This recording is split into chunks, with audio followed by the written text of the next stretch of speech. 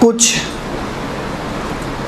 روایات ہمارے پاس ایسی ہیں کہ جس میں مومن کی دعوت کو رد کرنا، منع کرنے کی مذمت آئی ہے کہ مومن آپ کو دعوت دے اور آپ اس کو منع کر دیں، ٹھیک ہے. لیکن اسی کے ساتھ بعض دعوتوں کے منع کرنے کی بھی روایات آئی ہیں. اگر کوئی مومن کسی مومن کو دعوت دے، چاہے وہ پانی کی ہو، چاہے چائے کی ہو، چاہے وہ کھانے کی ہو، چاہے کسی اور چیز کی ہو، اس کو رد نہ کریں. اسی لیے ائمہ کی سیرت، علماء کی سیرت ہمیں یہ ملتی ہے کہ جب کبھی بھی کوئی شخص یہ کہتا ہے ہمارے ساتھ کھانا کھائیے، ہاں، تو امام فوراً بیٹھ جاتے تھے اور چاہے وہ ایک لقمہ ہی صحیح کھا ضرور لیتے تھے. ٹھیک. اب یہاں پہ لوگ جو ہیں عموماً جو ہے وہ کہتے ہیں نا کہ جھوٹ بولنا حرام، تو اس کو جو ہے لوگ حرام نہیں سمجھتے. کیا کہ جناب وہ تکلف میں اور اس میں کیا کہتے ہیں، کہتے ہیں نہیں بھی ہم تو کھا کے نہیں آئے، بھوکے ہیں، دل بھی چاہ رہا ہے مثلا چپلی کباب سامنے رکھیں، کون نہیں کھائے گا، ہاں. لیکن کیا شرم آ رہی ہے. اب شرم آ رہی ہے تو کیا بول دیا، نہیں ہمیں تو بھوک ہی نہیں، بھوک تو لگ رہی ہے، جھوٹ بول رہے ہیں. کتنی چھوٹی چھوٹی جگہوں پہ انسان حرام کام انجام دے. حرام ہے جھوٹ بولنا کہ بھوک نہیں لگ رہی. کیوں نہیں لگ رہی بھوک؟ مومن کی دعوت ہے، بسم اللہ قبول کی. پورا نہیں کھا سکتے، تھوڑا کھا لیں. جھوٹ نہ بولیں. ہاں، البتہ کہ توریہ کر سکتے ہیں یہاں پہ، صحیح نا. مثلا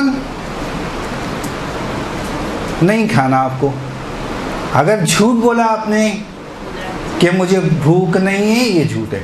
بھوک تو لگ رہی ہے آپ کو، صحیح، لیکن کھانا نہیں کھانا اور منع بھی کرنا ہے. تو یہاں پہ ہے شریعت نے ایک آسانی دی ہے آپ کو، اور وہ کہا ہے کہ آپ توریہ کر سکتے. توریہ سمجھتے ہیں نا، یعنی ایسا سچ بولنا کہ سامنے والا اس سے دوسرے معنی لے. صحیح. مثلا مجھے کھانا نہیں کھانا، بھوک تو ہے، تو آپ بھی کہہ سکتے ہیں کہ نہیں میرا پیٹ بھرا ہوا ہے، پیٹ بھرا ہوا ہے. مگر کوئی انسان اس دنیا میں ایسا ہے جو یہ کہہ سکے کہ اس کا پیٹ بھرا ہوا نہیں ہے؟ کون ہے ایسا انسان؟ یا تو انسان نہیں ہے وہ. نہیں معنوی لحاظ سے نہیں، آپ غلط فہمی کا شکار نہ ہو. معنوی لحاظ سے، مادی لحاظ سے پیٹ سب کا بھرا ہوا ہے. اس میں جگر ہے، اس میں دل ہے، اس میں آتے ہیں، اس میں جو ہے گردے لگے ہوئے ہیں. کون سا پیٹ ایسا ہے جو خالی ہے؟ بتائیے.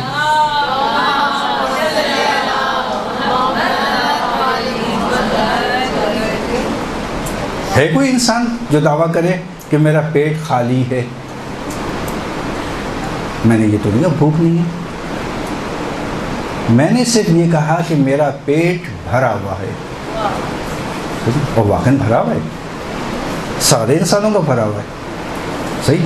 اب اس سامنے والے نے اگر میری سچی بات سے کوئی دوسرا معنی لیا ہے، اس میں میرا کوئی قصور نہیں ہے، اس کی تقصیر ہے.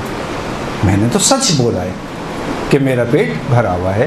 یا اس قسم کی دوسری توریہ کے حوالے سے، چونکہ ہمارا موضوع توریہ نہیں ہے اس لیے میں یہاں پہ بیان نہیں کرنا، ورنہ اس کی بہت ساری ہمیں مثالیں دنیا میں مل جائیں گی.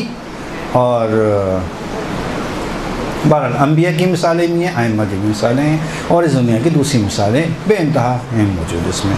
خیر، تو اب بہت ساری جگہوں پہ دعوت کا انکار کرنا ہے. کہاں؟ مثلا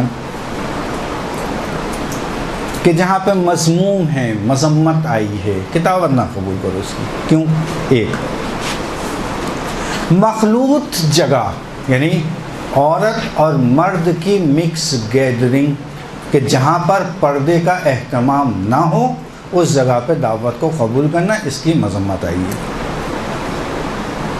لہو و لعب کی محفل، البتہ یہاں تو لہو و لعب کے لحاظ سے تو حرام ہے محفل، کوئی بھی ایسے محفل کہ جہاں پہ کھانے کا انتظام ہو، مومن دعوت دے آپ کو، لیکن محفل لہو و لعب ہو تو وہاں جانا آپ کے لیے جائز بلکہ حرام ہے، ٹھیک ہے، اور روایت میں اس کی شدید مذمت آئی ہے۔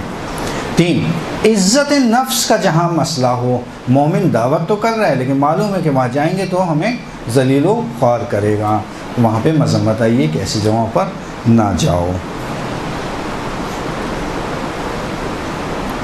ایسی جگہ پر کہ جہاں پر معلوم ہے کہ حرام کام انجام دیا جائے گا، مذمت آئی ہے۔ ایسی جگہ پہ کہ جہاں معلوم ہے کہ دسترخوان پر حرام چیز ہوگی، مثلا شراب سے سجی ہوئی چیزیں ہوں گی، وہاں پر جانا منع کیا گیا ہے۔ ہر ایسی جگہ پہ کہ جہاں پر غذا شبہناک ہو، شبہناک یعنی معلوم ہے کہ حرام غذا ہے یا حرام حلال کی نہیں ہے غذا، وہاں پہ جانا منع کیا ہے، مذمت آئی ہے۔ فاسق شخص کی دعوت کو قبول کرنا منع کیا گیا ہے۔ روایت رسول کی حضرت ابو ذر غفاری سے رسول نے کہا کہ فاسق شخص کی دعوت کو ہرگز قبول نہ کرو۔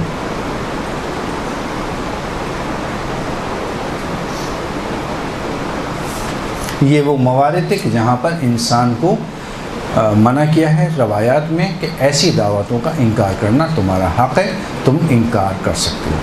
برحمتك يا أرحم الراحمين وصلى الله على محمد وآله الطاهرين